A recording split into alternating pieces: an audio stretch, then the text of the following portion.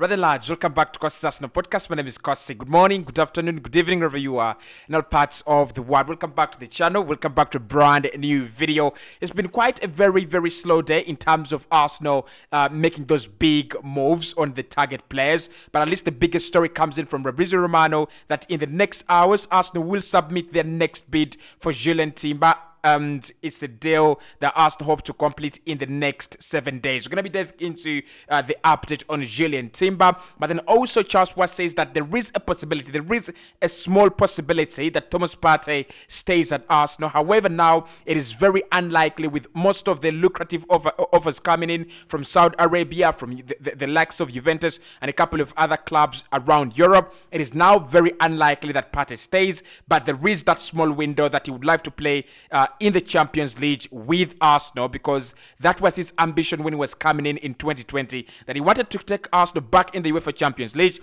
and he would also want to play with Arsenal in the UCL. But Charles says now that you have lucrative offers from Saudi Arabia, we are hearing bids of 200 million to give to be given to him every single year. It's gonna be very difficult. Hit the like button for me, subscribe to the podcast as well. Arsenal still there trying to figure out what's going to happen with Declan Rice. Manchester City as well in the situation. We're hearing that Manchester City inside do not want to pay a lot of money for Declan Rice, although Arsenal are really willing to match any of the offers. So we might see Manchester City maybe sign him because they're just a much better place for the player to go, but not because they have outbid or not because they have paid hundreds of millions for Declan Rice. Now, let's start off with that update from Fabrizio Romano on JURRIEN Timber. He has said that Arsenal have been given the green light from both sides, Ajax and the player's side,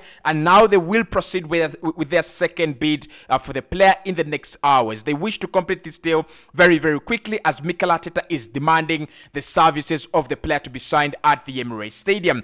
I think with JURRIEN Timber, we've talked about it before. It's a deal that Arsenal are really going to do. I don't see any reason why we might not do the JURRIEN Timber deal. It's a cheap one. A couple of sources from Netherlands are saying that 60 million euros will do the deal. There will be a compromise, of course.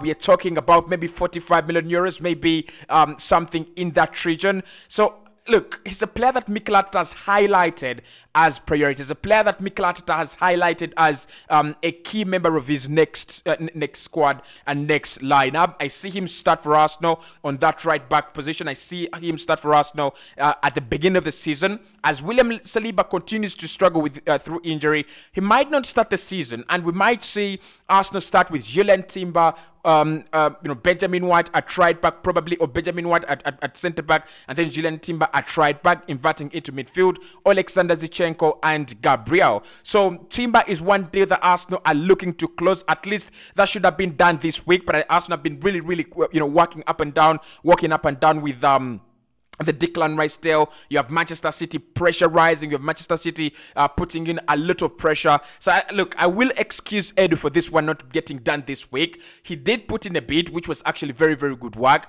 And with Manchester City, destabilizing the waters and shaking the waters, here and there on the Declan Rice deal, it is only sensible that Arsenal have turned a lot of focus on the Declan Rice deal. And I cannot give you an update on the Declan Rice deal at the moment. It is still very disorganized. Sky are reporting something different. Fabrizio Romano is reporting something different. The Guardian are reporting something different. And the Athletic are also reporting something very different as well. So, at least with the JURRIEN Timber deal, we have a consensus that Ajax at least are asking for around 60 million euros, but they are willing to go as low as 45 million euros. Arsenal are willing to bid again in the next few hours. So we should be waiting for that one. According to Fabrizio Romano, there will be a bid for JURRIEN Timber. And I've told you before, don't be surprised if Cover signs, Timber signs, Lavia signs before Declan Rice. Declan Rice deal is going to take a lot of time.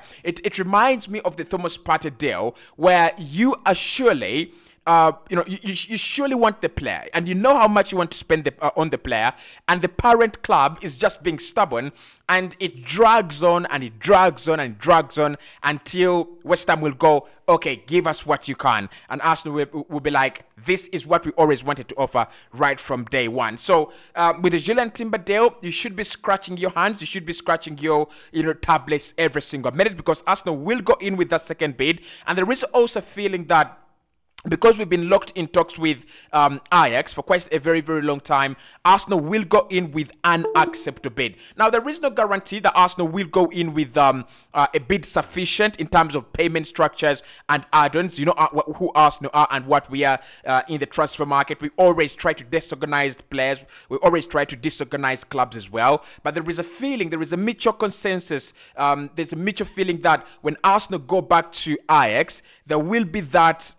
they will be very close to at least the target fee. It's also the same feeling around the Declan Rice deal, that because Arsenal have had 2 bids rejected, Arsenal will then go in with another bid that will satisfy West Ham United. So let's wait and see with the JURRIEN Timber one. But I think Arsenal go with 45 million euros, they sign him. Arsenal go with around 50 million euros, they sign him. Anything between 45 for me to 50 million euros, we will get JURRIEN Timber done.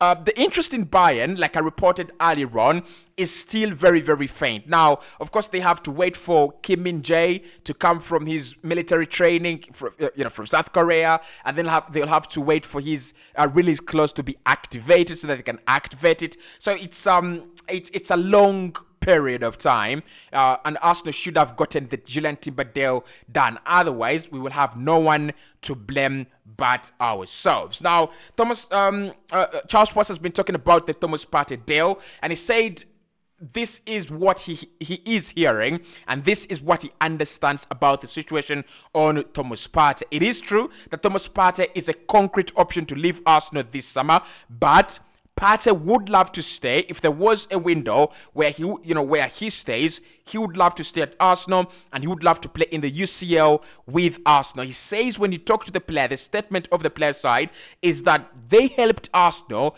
go back to the UEFA Champions League. His plan and his ambition was to get Arsenal back in the UEFA Champions League, and now that Arsenal are back in the premium competition, Europe's premium competition, he would love to play in that competition with Arsenal. But then he says, because I've said that Thomas Partey would love to stay at Arsenal, does not mean he's gonna stay. The situation is changing very, very quickly, with lucrative offers coming in with from Saudi Arabia.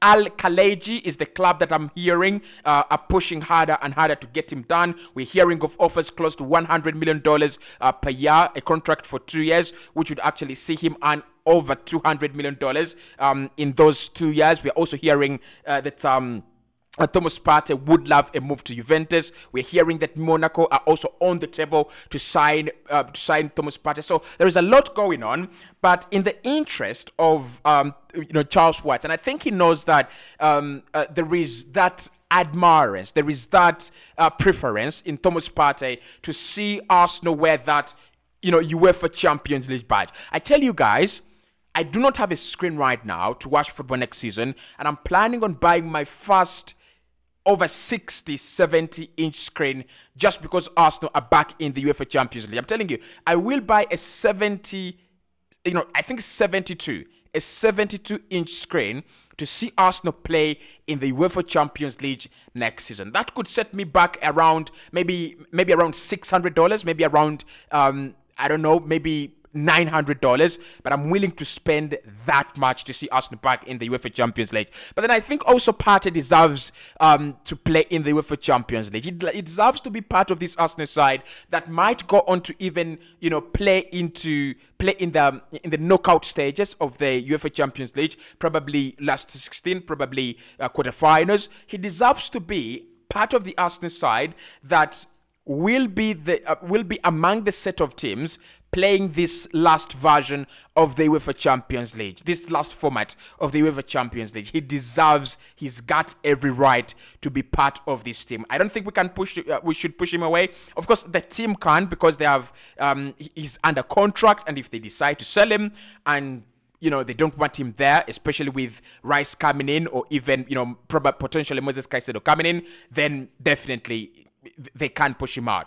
But I now think that it is highly unlikely that Partey will stay. If clubs like Juventus are willing to offer around £20 million for his services, it means that clubs in Saudi Arabia, by the way, some of you might not have noticed this, but I'll tell you, Saudi Arabian clubs are not paying over the odds for players. Has anyone noticed? Yes, they're giving them crazy wages, but they're not paying over the odds. Okay, they did pay around 60 million euros, around 58 million euros for Ruben Neves. But I think if I were Arsenal, I would pay around 45 million euros. So you look like it doesn't seem that they're paid over the odds, like crazy money. They're not paying crazy money. So, but they will give him a lucrative offer. If he's earning around 10 million at Arsenal, I expect them to give him, maybe 50, maybe 30 million euros. And I expect him to go there because he wants to build a future for his family. He wants to, earn this big money for his lineage, to live that ancestral path of wealth. I think he will be going there. But it would be nice to see Thomas Partey in the UEFA Champions League for me. A midfield with Thomas Partey, Rice, and Havertz and Odegaard. Of course, those are so many names, but I'm only trying to say it would really symbolize and stand for our coming back in the UEFA Champions League. We don't want to go back to the UEFA Champions League as a weak side. We don't want to go back to the UEFA Champions League as a side that are just there. We want to go back there. We want to be as strong as we can. We want to be as fit for to compete as we can. Now we are in pot 2, of the UEFA Champions League. When the draw comes, I think that will be in August. And there is a big potential that we go with. We might get Bayern, we might get Barcelona, we might get any of the champions, Napoli as well. If you have Bayern in your group, Arsenal, you have maybe Sporting CP as well, probably Sporting CP, and maybe any other team. The one thing we don't want is to stay in the group. Like, there's so many things that happened under Arsene Wenger. The one thing that I don't remember happening is Arsenal going into a UEFA Champions League campaign thinking and dreaming of, being knocked out in group stages. Like, that was a horror show.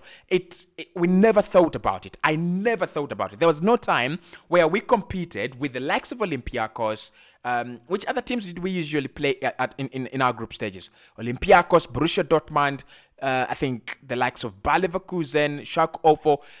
I don't remember Arsenal being in any group stages of the UEFA Champions League, and we were underdogs, right? Now, right at this stage, if you're with Real Madrid or Bayern, you will definitely be underdogs. You've not been in the competition for 7 years, and probably you don't have that, squad ready for Europe, or that has been, prepared for Europe by playing in the competition for quite some time, like Bayern, like Real Madrid.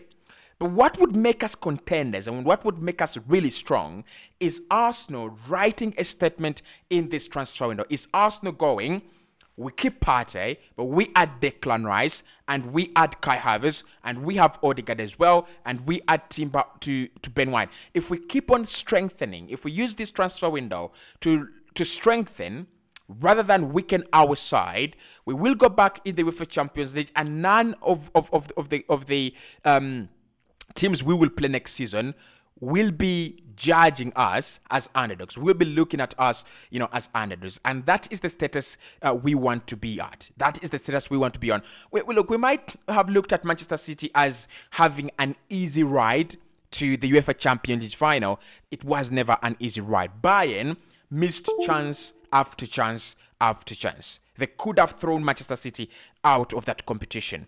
It's the same thing with Real Madrid. I think Madrid were literally very, very poor in terms of quality, especially at the Manchester City Stadium. But you don't think Arsenal will also go and overpower Real Madrid, especially if you have Romeo Lavia in midfield and a couple of other, scrappy players. So I think we need to keep our creme de la creme, and for me, Partey is part of our creme de la creme. It's criminal. It's unthinkable that Arsenal even think of life without Thomas Partey, without having such a huge war with the player. Unless there is something we don't know. But if there is something that we do not know, it must be huge. It really, really must be huge. So Partey thinks about life, playing in the UCL with Arsenal. There is nothing I would love more. There is nothing I would love to see Aurelien Tchouameni versus Thomas Partey. Like, Partey fighting with the likes of Jude Bellingham in that Madrid midfield. Arsenal playing the iconic names in Toni Kroos. The iconic names in the UEFA Champions League are getting done. You look at Milan; they have lost Tonali. I think they're left with one or two players in that squad. But overall, the iconic names are out. But the clubs are still iconic. I mean, when we play Milan, it's an iconic club. When we play Madrid, it's the epitome of success in the UEFA Champions League. When we play Barcelona, we have a simple civil war. It's not actually a civil war. It is it's our own war with FC Barcelona and FC Bayern. Whenever we've played Barcelona, they've destroyed us. Whenever we've played Bayern, they've destroyed us. This is our chance to play Thomas Tuchel, to play Thomas Tuchel's Bayern Munich and dump them out of the UEFA Champions League, probably. To play Xavi's FC Barcelona and dump them out of the UEFA Champions League, probably. And just like we had a very good run in, the Premier League last campaign, I think we will have a good run in the UEFA Champions League. Just do one thing: keep our best players. Just keep our creme de la creme.